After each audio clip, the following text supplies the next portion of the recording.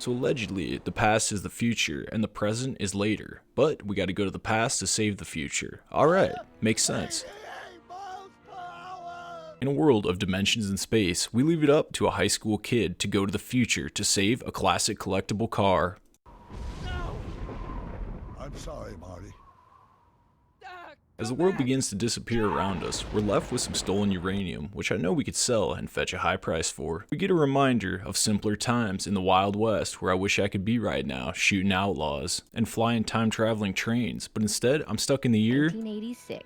Oh, what a time to be alive. So I head my way down to Doc's garage where I'm just looking to rip some tunes on the overly huge guitar amp. But it turns out that my father doesn't think rock and roll is a good idea and decides he's selling everything for the Doc since Doc disappeared into thin air. Kinda like my musical hopes and dreams. And of course, Biff is here. What Back to the Future scene wouldn't be complete without the Biffster? I find a hidden book in the clock tower, which was Doc's documents, but Biff steals it away from me. As I try to press him and fight him, he won't fight back, and I can't throw the left haymaker. So I resort to rock and roll to try and drown my sorrows, cranking the amp all the way up, hoping to blow the roof off this place. Biff tries to tell me he can play guitar, but all he knew was smoke on the water. How sad. For warming him up for me, butthead.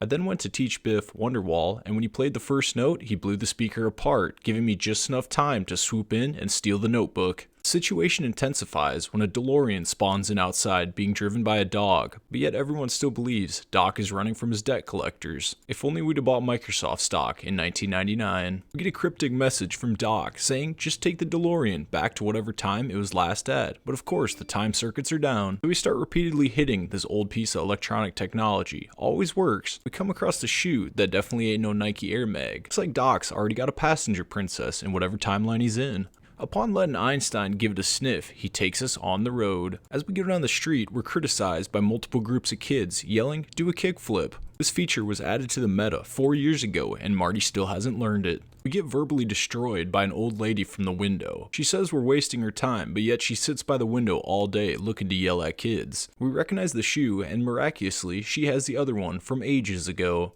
Took you long enough. There's a lot of stairs. We learn Marty's cardio is not up to snuff. Gonna need you on the treadmill, boss. This will be a key element in the story later on. With the shoe collection complete, we also learn the lady is avid against smoking. Put out those cigarettes! We learn that she hoards newspapers and learn about the night she lost the shoe when she got into a fight at a speakeasy. They built a movie store on top of the old speakeasy, and we catch Biff buying some dirty movies coming out of the movie store. We find a newspaper from the night the speakeasy burned down, and find out that Doc Brown was killed by an angry mob the same night. We get on our 1930s get up and ready to go back in time. Hopefully to start our own speakeasy and become the premier nightclub location in Hill Valley. When questioned on what's with the amazing sense of fashion, we tell our dad we're going to a Halloween party in the middle of May. With a plan to go back to the 1930s, Marty needs to save Doc before the angry mob kills him. The UV light emitted when time traveling appears that we should be wearing welding goggles. But when we make it to 1931, a bulletproof vest seems more viable. We spawn in the middle of a Bonnie and Clyde chase. Nice. Now we can officially add aiding to attempted murder into our repertoire. Achievement unlocked.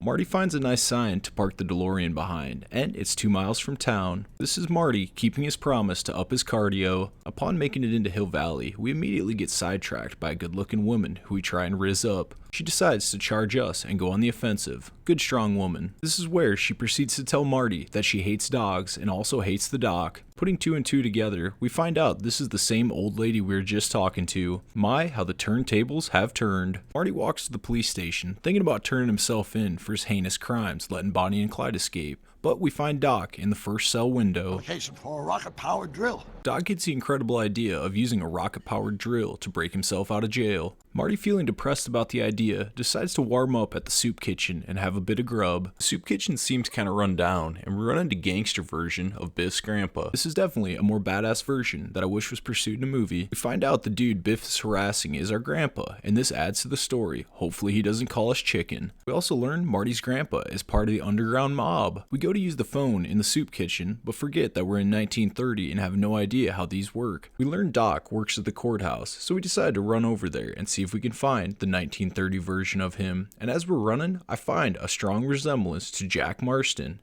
You want to come fishing with me? Marty convinces the 1930s version of Doc to show him this rocket-powered drill. He tells us we don't have all the ingredients to finish this rocket-powered drill. Hopefully we can get it done in time before tomorrow's big lynch mob. A part of the deal that Marty makes with Doc is we need to find 190 proof grain alcohol, hell yeah, as well as subpoena our grandpa, hell no. We find the liquor we need, but I get sidetracked at the soup kitchen trying to perfect the recipe, adding salt and paprika. Back to the streets I go, picking up a side job scuffing shoes in 1931. I ask Mr. Tannen too many questions about the mob, and he starts chasing me. This is where that cardio has now paid off. Got something for you. Thanks.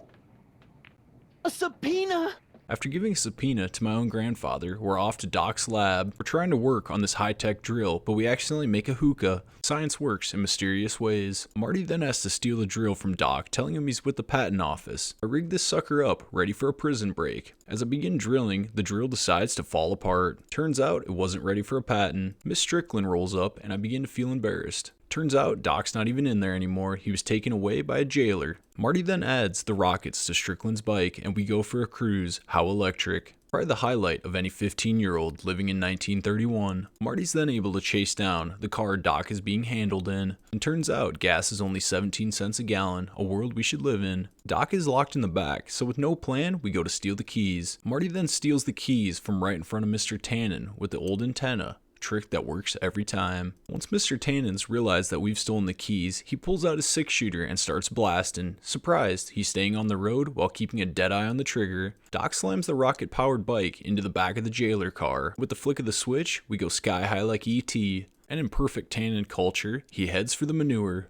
We somehow land perfectly right next to the DeLorean, how convenient. But our rocket-powered bike isn't in the same condition we are.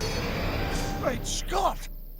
And that brings us to the end of part 1. For a quick recap, we had to go back to 1931 to save where Doc was stuck, but we ended up changing the past. By changing the past in part 1, we altered our own grandfather's line. This meant that Marty will never be born, so in part 2, we're going to try and reverse the changes we made in part 1. Hopefully that subpoena still doesn't hold up. If you guys made it this far in the video, I really appreciate it and thank you guys for watching. We'll catch you in the next video.